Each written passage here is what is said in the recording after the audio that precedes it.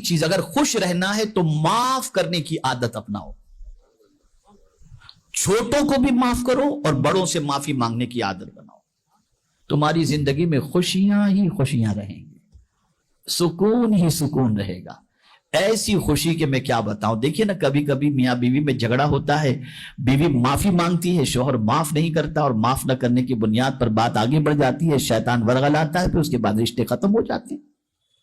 اور یہاں ایک حدیث ہمیشہ کے لیے ذہن میں رکھو. آقا کریم صلی اللہ علیہ وسلم نے ارشاد فرمایا، جو شخص معافی مانگے، کسی سے معافی مانگے اور وہ شخص اسے معاف نہ کرے، تو آقا کریم صلی اللہ علیہ وسلم فرماتے ہیں وہ کل بروز قیامت میرے حوض کوثر پر نہ آئے. وہ اسلام سکون قائم کرنے کے لیے آیا، خوشیاں دینے کے لیے آیا، پیس دینے کے لیے آیا، دلوں کو اللہ عز و جل کے نور سے منور کر کے طبیعت کے اندر فرحت و سرور پیدا کرنے کے لیے آیا. ہم نے تعلیمات نبویہ صلی اللہ علیہ وسلم کو چھوڑ دی، نتیجتاً آج ہماری زندگی بربادی کے دہانے پر پہنچ چکی ہے اور ہم خوشیوں کے انتظار کے اندر طویل عرصہ گزارتے ہوئے نظر آتے ہیں. تو پہلی چیز کیا کرنا، سمجھ گئے نا؟ خوش رہنا ہے تو معاف کرنے کی عادت اپناؤ. خوش رہنا ہے تو معاف کرنے کی عادت اپناؤ. انشاءاللہ العظیم ہمیشہ خوش رہو گے انشاءاللہ. یہ پہلی چیز. اب آئیے دوسری چیز کی طرف آتے ہیں. بھول جانے کی عادت اپناؤ. خوش رہنا ہے تو بولیے بھول جانے کی عادت، فرگیٹنس، بھول جانے کی عادت. لے کے مت بیٹھو، تو نے یہ کہا تھا، تو نے ایسا کہا تھا. صدیوں تک جنگ نہ چلاؤ.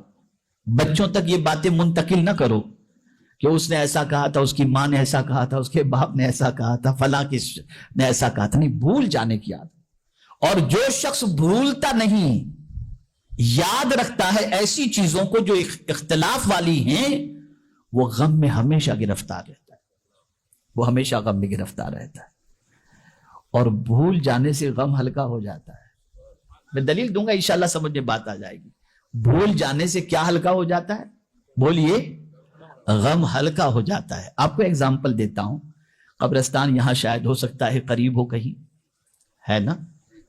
جب کسی کا انتقال ہوتا ہے تو دفن کرنے کے لیے جب لوگ جاتے ہیں، اگر باپ کا انتقال ہوا ہے تو بیٹا دھاڑے مار مار کے روتا ہے. اس وقت اپنے کو لگتا ہے کہ اس کی زندگی کیسے گزرے گی اپنے باپ کی جدائی میں. یہ غم ہوتا ہے اس کے پاس.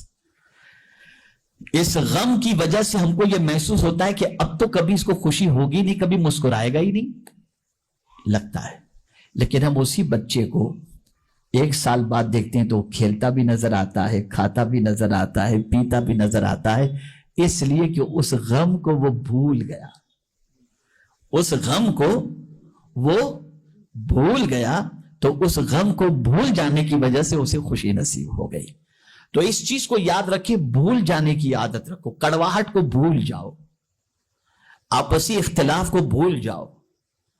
میرے پیارے آقا صلی اللہ تعالی علیہ وسلم کے پیارے دیوانوں، اسی لیے اللہ عز و جل نے گناہوں کے حوالے سے فرمایا، گناہوں کے حوالے سے، کہ اگر تم چاہتے ہو کہ تمہارے دفتر سے گناہ کی چھٹی ہو جائے اور تم خوشیوں سے مالا مال ہو جاؤ، ان الحسنات یذہبن السیئات، کہ بے شک نیکیاں گناہوں کو مٹا دیتی ہیں.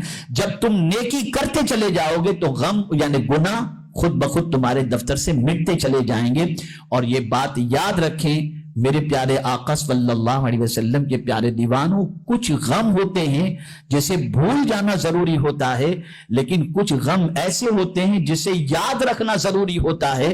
ام المؤمنین حضرت عائشہ صدیقہ رضی اللہ تعالی عنہا نے آقا کریم صلی اللہ تعالی علیہ وسلم سے دریافت فرمایا، یا رسول اللہ صلی اللہ تعالی علیہ وسلم، کیا کوئی بندہ ایسا بھی ہے جس سے قبر میں سوال نہ ہو؟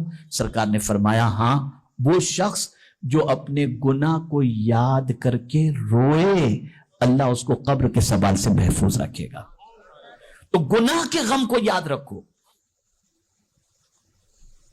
گناہ کے غم کو یاد رکھو. گناہ کی خوشی نہیں، لفظ پر توجہ چاہوں گا.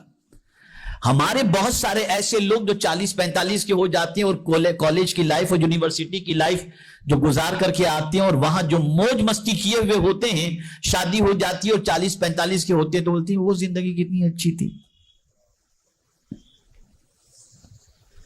اس طرح سے یاد رکھنا, یہ یاد سکون کو غارت کر دیتا ہے.